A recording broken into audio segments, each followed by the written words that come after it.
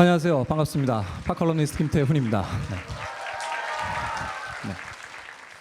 자, 오늘은 팝컬럼니스트라는 제 직업을 가지고 여러분들에게 음악과 우리 삶에 대한 이야기를 좀 해볼까 하고 올라왔습니다. 21세기가 시작된 지도 10년이 흘러갔죠. 그런데 이 21세기의 첫 번째 10년을 과연 문화학자들 또는 음악 전문가들, 영화학자들, 미래학자들, 과학자들 많은 사람들이 어떻게 정의를 내리고 있을까요?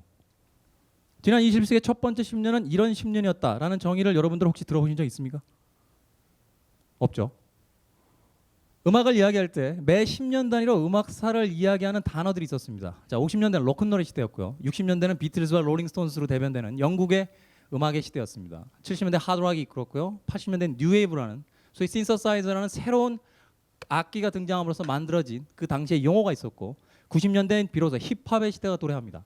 그런데 2000년대에 들어와서 왜 10년은 규정하는 음악적인 단어가 없을까요? 이것은 음악뿐만이 아니죠. 사회 여러 분야에서 지난 10년을 규정하는 단어가 없습니다. 왜? 왜 없을까요? 그렇게 말 잘하고 무엇인가 만들어내기 좋아하는 사람들이 왜 지난 10년을 뭐라고 규정하지 못할까요? 뭐라고요? 매번 바뀌어서? 정답. 상품이 없습니다. 인류의 기술의 진보는 엄청나게 빠른 속도로 이루어져 왔습니다. 하지만 20세기까지의 기술의 진보 속도는 그래도 느렸기 때문에 인간이 사유할 수 있는 충분한 시간을 줬습니다. 변화의 속도가 있긴 있었습니다만 우리 시대가 어떻게 변해가는구나, 우리 시대는 어떤 시대구나 라고 생각할 수 있는 시간을 제공해왔죠. 그렇기 때문에 10년 단위로 끊어서 내가 살고 있는 이 10년은, 지난 10년은 어떠한 시대다라는 규정들을 내릴 수 있었습니다. 근데 소위 21세기 새로운 세기가 시작이 되고 새로운 기술이 엄청나게 비약적인 속도로 발전하기 시작하면서 사람들의 생각의 속도가 기술의 발전의 속도를 따라가지 못합니다. 그래서 자신들이 어떤 시대를 사는지도 모르고 지난 10년을 살아왔습니다. 어떤 시대인지는 모르겠습니다만 그래도 그 시대를 상징하는 단어는 하나 있습니다. 그것이 바로 디지털입니다. 지난 10년 동안 우린 너무나 많은 것을 잃어버렸습니다. 이 디지털에 의해서. 이 디지털이란 괴물이 정치, 사회, 경제, 문화, 그리고 오늘 이야기하려는 음악까지 어떻게 잠식해 들어왔을까요? 2011년 11월에 뜬 엠모 뉴스입니다. 소녀시대 효과, 시가총액 1조 누락. 시가총액이 1조랍니다. 1조. 엄청난 금액이죠. 음악은 이제 문화가 아닙니다. 산업입니다. 아무도 소녀시대의 이번 음반이 어떤 음악풍이고 얼마나 완성도가 높으며 어떤 곡이 가장 신나고 어떤 음악에서 가장 감정적으로 정서가 북받쳐 오르는지 관심이 없습니다. 제일 중요한 것은 그 음반이 얼마나 다운로드 될 것이냐, 몇 주나 1위를 할 것이냐, 그리고 얼마나 매출을 올릴 것이냐입니다. 이상한 시대를 살고 있어요. 음악이 더 이상 음악적인 경험으로 다가오지 않습니다. 음악마저도 숫자로 바꿔버렸어요. 100만 다운로드 정도는 돼줘야 그 음악을 듣습니다. 10주 연속 정도는 1위를 해야 1위 좀 하네, 들을만 한가 보다 라는 생각을 합니다. 이상하죠?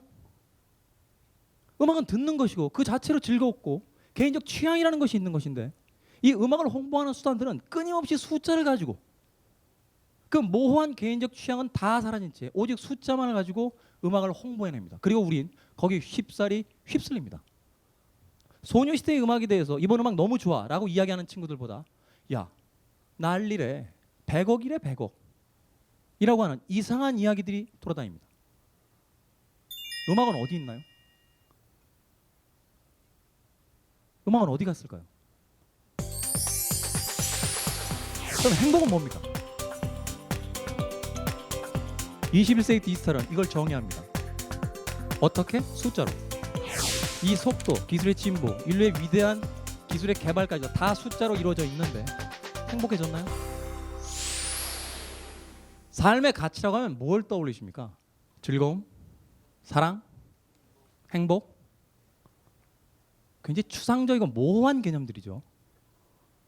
즐거움이란 뭘까요? 한마디로 설명이 되나요? 사랑이라는 건 뭘까요? 설명이 됩니까? 현철 씨는 일찍이 얄미운 나비 같다라고 했습니다만 그 정의에도 동의하지 않는 분들이 분명히 많으실 거고. 그럼 행복은 뭡니까? 21세기 디지털은 이걸 정의합니다. 어떻게? 숫자로. 재미 30%입니다. 시청률이 이 정도 나와줘야지 재밌는 거예요. 이 밑으로는 재밌다고 하면 안 돼요. 끊임없이 뉴스와 포털과 방송을 통해서 시청률 갱신, 시청률 몇 퍼센트, 시청률 얼마라고 쏘아댑니다. 그게 뭐예요? 재밌어. 이게 재밌다니까? 이걸 봐야 돼라고. 두 번째 뭐죠? 사랑. 이거 뭔지 아시겠어요? 이걸 아는 게 비극인 거예요. 182에 75는 돼야 사랑에 빠질 수 있어요. 그죠? 우리는 34, 24, 33 밑으로는 타협이 안 돼. 사랑에 빠지려면. 이 기준이 안 맞으면 그냥 사귄 거야. 사랑한 게 아니야. 그 맨 마지막에 행복이 있습니다. 이건 뭘까요? 45평. 45평도 저쪽으로 안 쳐줍니다. 강남쪽으로 가야 됩니다. 3000cc? 웬만하면 수입차가 좋죠. 연봉 1억 나와야 됩니다. 21세기 디지털의 시대는 정말 놀랍습니다. 숫자 몇 개를 가지고 이 모호한 지난 수천 년 동안 철학자들이 도대체 어떻게 정의를 내려야 될지 모르는 이 재미와 사랑과 행복이라는 세 가지의 추상적인 개념을 완벽하게 설명해 버렸습니다. 여기 그 숫자로 만들어진 인류의 위대한 건축물 중에 하나가 있습니다. 자, 런던부터 파리까지 고속열차가 다닙니다. 여러 가지 이름으로 불러요. 떼제베라고도 하고 뭐 유로스타라고도 하고요. 근데 아시다시피 영국은 섬나라입니다. 섬이죠. 중간에 바다가 있어요. 그 바다에 유로 터널이 55km 정도가 이어지는데 해저 구간만 37km입니다. 대단한 공사죠. 이 공사하는데 150억 불이 들었어요. 천문학적인 숫자입니다. 런던에서 파리까지 3시간 몇 분인가 한대요. 이걸로도 모자라서 최근에 의하면 제 기억이 정확하다면 60억 유로화 정도를 투자해서 여기서 약 20분이나 30분 정도의 시간을 더 단축하는 공사를 했다고 합니다. 엄청나게 빨라진 거죠. 그런데 이 속도, 기술의 진보, 인류의 위대한 기술의 개발까지도 다 숫자로 이루어져 있는데 행복해졌나요? 이 질문에 영국의 한 광고 대행사 CEO가 재미있는 이야기를 합니다. 이건 스투피드다. 멍청한 짓이다. 150억 불을 들이고 60억 유로화를 들여서 몇십 불을 단축하고 런던에서 파리까지 3시간에 간다? 이렇게 멍청한 짓이 어디냐? 자기에게 그 예산의 10분의 1만 주면 그 기차의 속도는 그대로 놔둔 채 슈퍼모델급의 남자와 여자로 승무원들을 싹 바꾸겠다. 그리고 그 기차를 타는 사람들에게 무상으로 샴페인 서비스를 마구 해주겠다. 대신 지금 기차보단 30분 정도 늦게 도착할 겁니다. 자, 여기서 문제. 어떤 기차 타시겠습니까? 뭐 인생이 30분 먼저 와서 뭐 하겠어요? 그렇지 않나요? 그 광고 대행사의 CEO는 정확하게 알았습니다. 인간이 어디다 가치를 두고 있는지, 인간이 행복을 느끼는 것은 무엇이고, 인간이 진정으로 즐거워지는 건 뭔지.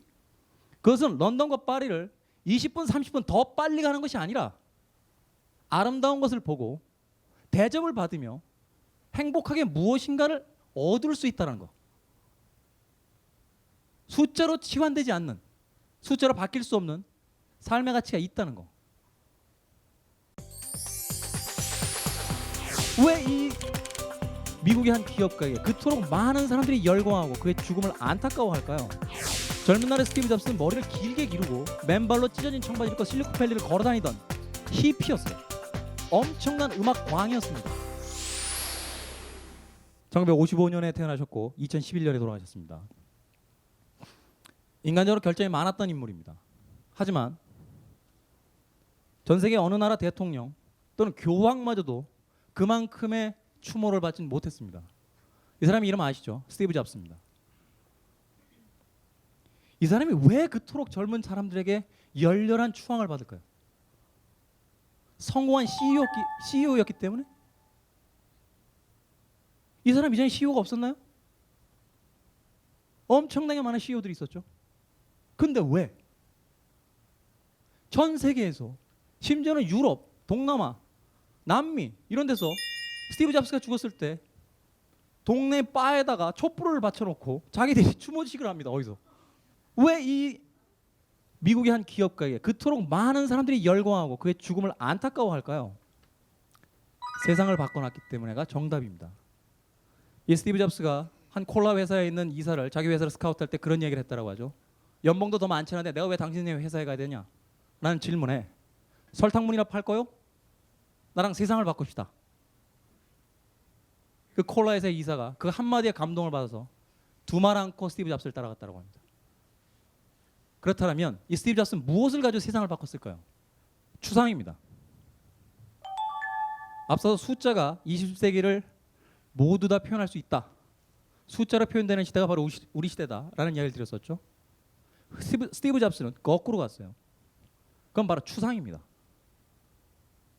컴퓨터를 만드는 사람이 추상? 이게 무슨 소리야?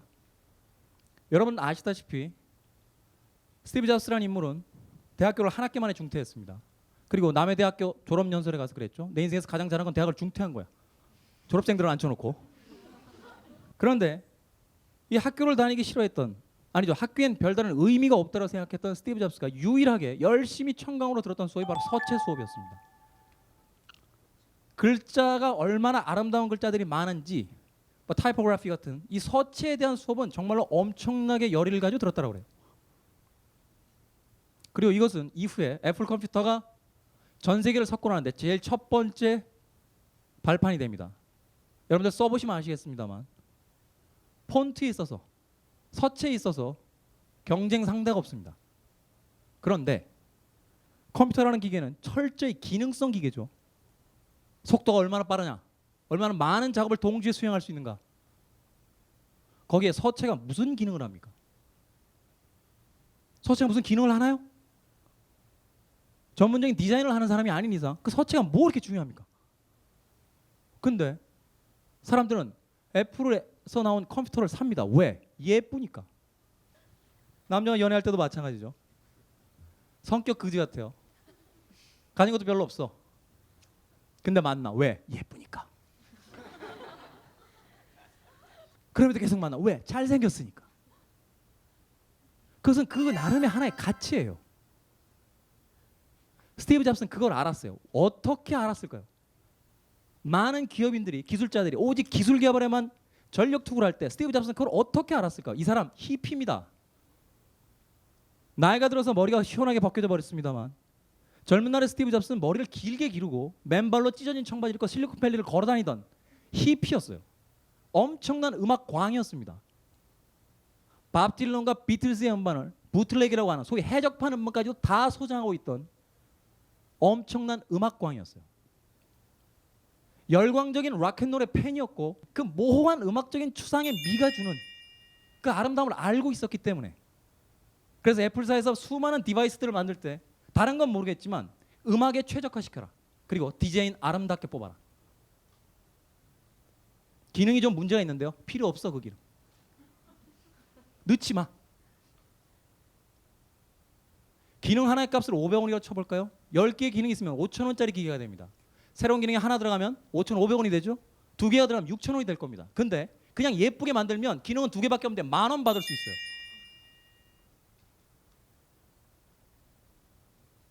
그것이 바로 추상에 가진 가치입니다. 스티브 잡스가 자신이 가장 좋아한다고 이야기했던 10장의 앨범입니다. 이 사람 대단한 음악광이에요. 제가 집에서 찾아봤는데 2장은 저도 없습니다.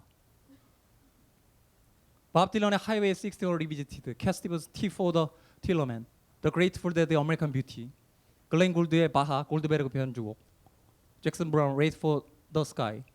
이걸 왜 하고 있죠?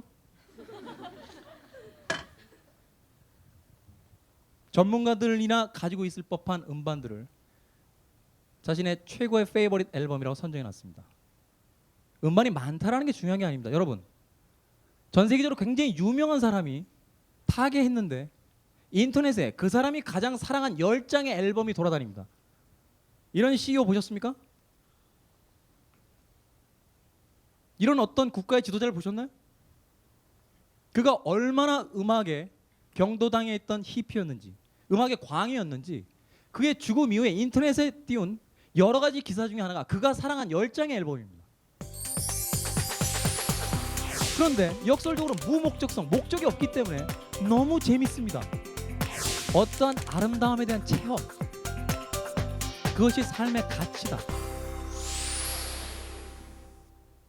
음악이 왜 중요할까요? 역설적으로 음악은 중요하지 않기 때문입니다. 음악을 듣는다는 건 저처럼 그것이 직업이 아닌 사람들은 아무런 목적이 없습니다. 음악을 통해서 어떤 경제적인 효과를 끌어내죠? 그것을 통해서 어떤 생산적인 숫자를 만들어낼 수 있습니까? 그런 거 없어요. 음악은 그냥 듣는 거예요. 그래서 그 수많은 학부형들이 아이들이 이어폰을 꽂고 있을 때마다 그놈의 음악 좀 그만 들으라고 합니다. 거기서 밥이 나오니 돈이 나오니. 그런데 역설적으로 무목적성, 목적이 없기 때문에 너무 재밌습니다. 이 무목적성은 바로 재미와 연관되는데 이건 굉장히 중요한 개념입니다. 왜? 인터넷에 수많은 대표적인 기업들이 있죠. SNS의 예를 들어볼까요? 페이스북과 트위터라는 전 세계적으로 엄청나게 커진 기업이 있습니다. 이 기업들이 어디서 시작했습니까? 친구들끼리 안부를 전하기 위해서 만든 게 트위터예요. 대학에 있는 여학생들 인물 품평회를 위해서 시작한 게 페이스북입니다. 여기 어떤 경제적인 이윤을 얻겠다는 목적이 들어가 있었나요? 없습니다. 닷컴 기업의 열풍 이후에 수많은 기업들이 인터넷의 공간에 뛰어들었지만 돈을 벌겠다고 했던 기업들은 다 망했습니다.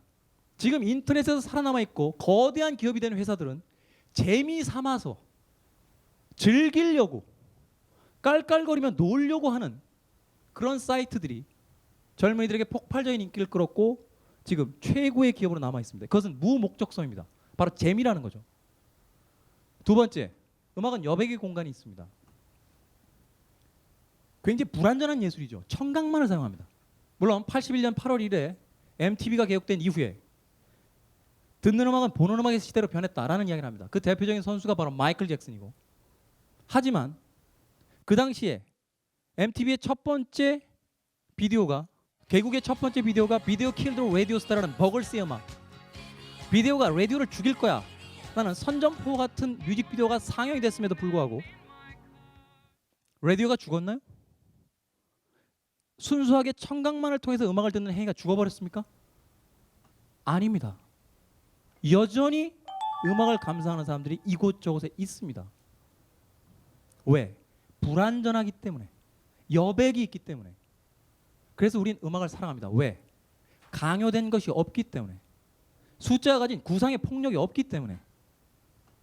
음악을 들을 때 머릿속으론 15살 때 첫사랑을 떠올리기도 하고 다음 달에 갈 가족여행지를 떠올리기도 하며 오늘 안 좋았다는 일을 잊기 위한 청량제를 사용하기도 합니다. 똑같은 음악 한 곡을 가지고 100명이 들으면 100가지의 효용성, 100가지의 상상을 발휘할 수 있습니다. 그것이 바로 음악이라는 추상적 미가 가지고 있는 장점입니다. 그럼 세 번째 뭐가 있죠?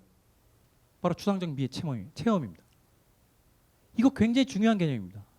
뭔지 아십니까? 애매모호한 아름다움의 체험. 미각이 유난히 뛰어난 사람들 있죠.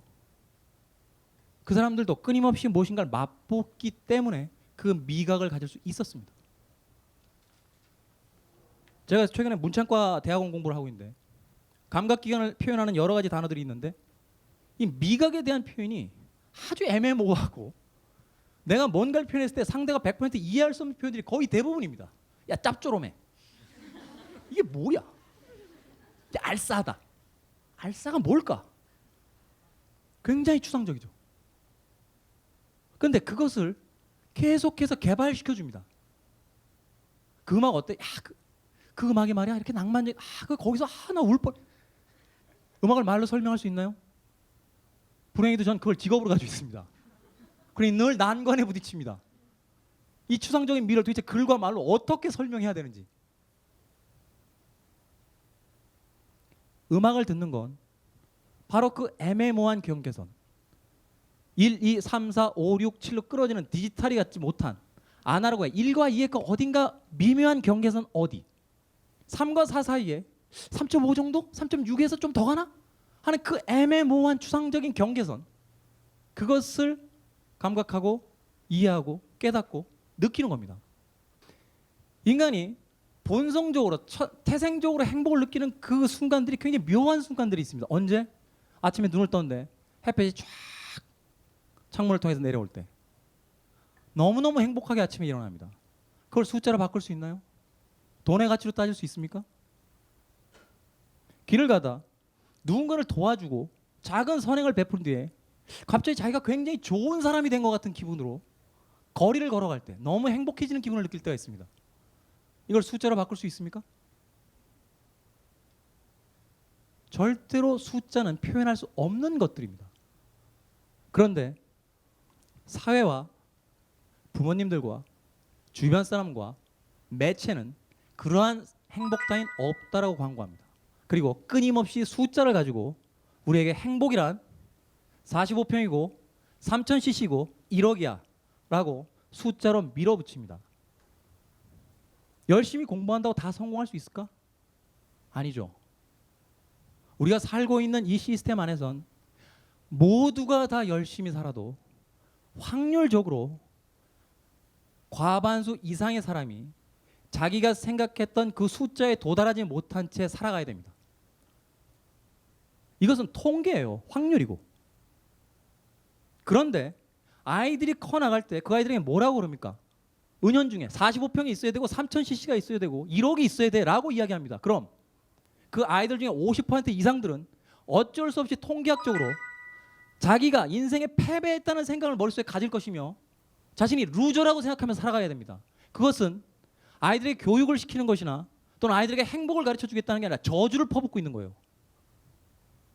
니체의 이야기입니다. 마무리는 꼭 이렇게 가야 됩니다. 제가 권위가 별로 없기 때문에 남의 권위에 슬쩍 탑니다. 음악이 없는 삶은 실수다. 100만 명에 의해서 100만 가지 해석이 나올 수 있겠습니다만 전 이 한 문장을 그렇게 생각합니다. 그 애매모호한 추상적 아름다움, 누구에게 설명해 줄 수도 누구에게 설명받을 수도 없지만 어떠한 아름다움에 대한 체험, 그것이 삶의 가치다.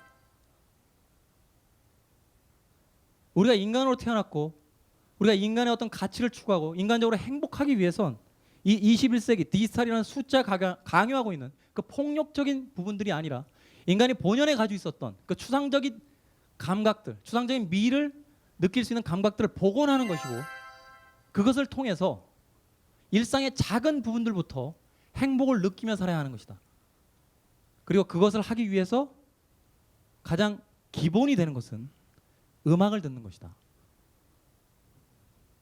오늘 스티브 잡스 이야기가 나와서 그가 굉장히 좋아했던 존 레논이라는 아티스트의 음원을 하나 가져왔습니다. 뭐 이메이진도 있고 뭐 러브라는 곡도 있고 뭐 여러 가지 곡들이 있죠. 전문가들은 그런 거 안 틉니다. 남들이 그거 할 때 그걸 살짝 비껴가야 전문가입니다.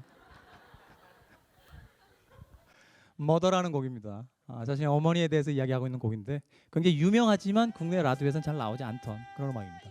존 레논의 곡 머더 들려드리면서 저는 이만 물러가겠습니다. 고맙습니다.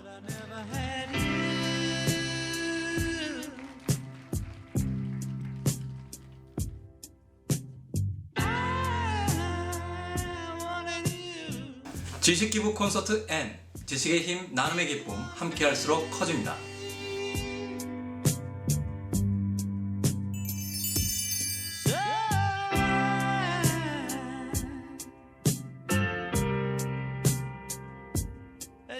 그저 음악과 시에 대해서 조금이라도 좀 가까이 갈 수 있어서 좋은 기회였던 것 같습니다. 김태훈 씨 되게 좋아했는데 너무 감명 깊게 들었고 재미도 있었어요. 서로 이렇게 강해주신 분하고 저하고 이게 좀 교감이 막 돼서 되게 좋았던 것 같아요. 네, 오늘 강의 너무너무 좋았고요. 그 여운 가지고 오늘 집에 돌아가려고 합니다. 네.